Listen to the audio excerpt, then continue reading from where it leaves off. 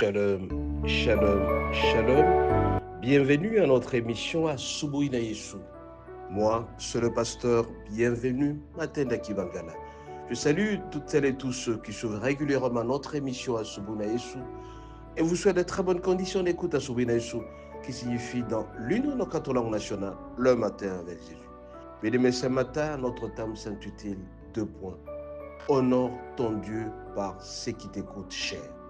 Honore ton Dieu par ce qui t'écoute très cher.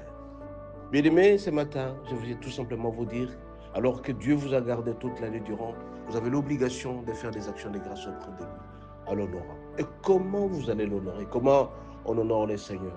Sans oublier qu'en honorant le Seigneur notre Dieu, Dieu honore ceux qu'il honore et déshonore ceux qu'il déshonore et méprise ceux qui les méprisent. Raison pour laquelle, bien aimé, ce matin, nous allons utiliser le passage suivant. 2 Samuel 24, 18e au 23e verset, nous lisons au nom de Jésus.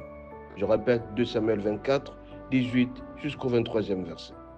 Ce jour-là, Gad vint auprès de David et lui dit, « Monte, élève un autel à l'Éternel dans l'air d'Aravna, le Jubétien. » David monta selon la parole de Gad, comme l'Éternel avait ordonné.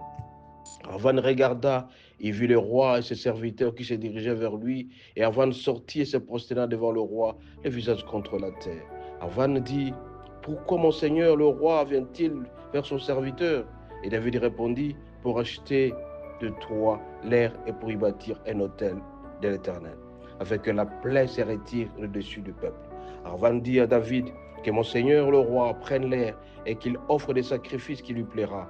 Vois le bœuf seront pour l'holocauste, et les chars avec talage serviront de bois. » Aravan donna le tout au roi, et Aravan dit au roi, « Que l'Éternel ton Dieu te soit favorable. » Mais le roi dit à Aravan, « Non, je veux l'acheter de toi à prix d'argent, et je n'offrirai point à l'Éternel mon Dieu des holocaustes qui ne me coûtent rien. » Je répète le verset 24, « Je n'offrirai point à l'Éternel mon Dieu des holocaustes qui ne me coûtent rien. » Et David acheta l'air de bœuf pour 50 cycles d'argent. Ainsi, nous continuons jusqu'au verset 25. David bâtit là un autel à l'Éternel. Il offrit des holocaustes et des sacrifices d'action des grâces. Alors l'Éternel fut apaisé envers le pays et la plaie se retira d'Israël. Bien-aimé, ici, c'est l'histoire de David. Alors qu'il a commis l'iniquité, et Dieu a frappé la ville avec 2 plaies par-ci par-là. Et David demanda au Seigneur de pouvoir le frapper seul. Mais le Seigneur a décidé de frapper son peuple. Raison pour laquelle, pour pouvoir trouver la paix, David devait construire un autel à l'Éternel. Et alors, il a cherché à ce qui coûte excessivement cher. Et ça, à 50 cycles. C'est pour te montrer tout simplement, mon Dieu, mon frère, que l'Éternel est très content quand on l'honore avec des choses qui coûtent cher. À la fin de l'année où nous sommes, je viens de dire tout simplement que notre Dieu t'a donné le souffle de vie. Notre Dieu t'a gardé et t'a protégé. Alors je te pose la question, qu'est-ce que tu comptes offrir au Seigneur? Qu'est-ce que tu comptes faire comme action de grâce? Ne donne pas des petits riens qui ne t'écoutent absolument rien, mais tu dois donner de sacrifice, quelque chose qui t'écoute et qui fera faire plaisir au Seigneur. Tu ne peux pas aller à l'église pour donner 5 000 francs, 10 000 francs, alors que nous sommes à la fin de l'année. Celui-là qui t'a donné le souffle de vie. Et quand tu vas à l'église, tu dois donner quelque chose qui t'écoute sérieusement et effectivement, qui te coûte très cher et qui fera plaisir au Seigneur, qui va assister à l'investissement dans l'œuvre de Dieu, pour la construction de l'église, pour le pénoncement de la parole, pour la diffusion de la parole. Et quand tu fais ton sacrifice, mon bien-aimé, le Seigneur sera très content de toi. Ce matin, je vais te dire, tu dois faire un sacrifice. Tu dois donner quelque chose de très bon. L'holocauste que tu dois offrir, de bœufs qui seront donnés à l'holocauste, c'est-à-dire un peu d'argent, un peu de moyens qui ne te coûteront rien, mais qui doivent coûter.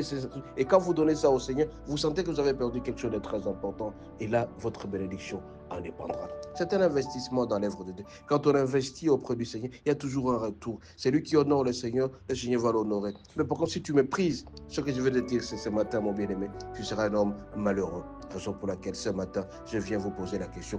Qu'est-ce que vous avez prévu pour le Seigneur à la fin de cette année? Quelle est l'action des grâces que vous avez prévue pour dire merci au Seigneur? Toute la reconnaissance, la gratitude et le remerciement auprès du Seigneur. Vous avez l'obligation de donner ce qui coûte excessivement cher auprès du Seigneur. En le faisant, vous serez bénis, mes bien-aimés. Ce matin, je viens vous dire, que ce que vous comptez faire au Seigneur. Vous devez honorer le Seigneur avec ce qui vous coûte réellement pour donner la joie au Seigneur. Et là, vous aurez ce qu'on appelle un cadeau spécial du Seigneur, une bénédiction. Vous serez bénis parce que vous avez honoré le Seigneur. Bien-aimés, ce matin, je vais vous dire, nous sommes à la fin de l'année. D'ici là, nous serons les 31.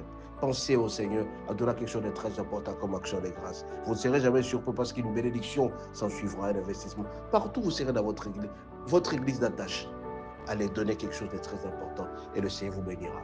Et ça sera à l'instar de David qui a construit l'autel avec ce qui coûte excessivement cher. Ne donnez jamais ce qui ne coûte rien.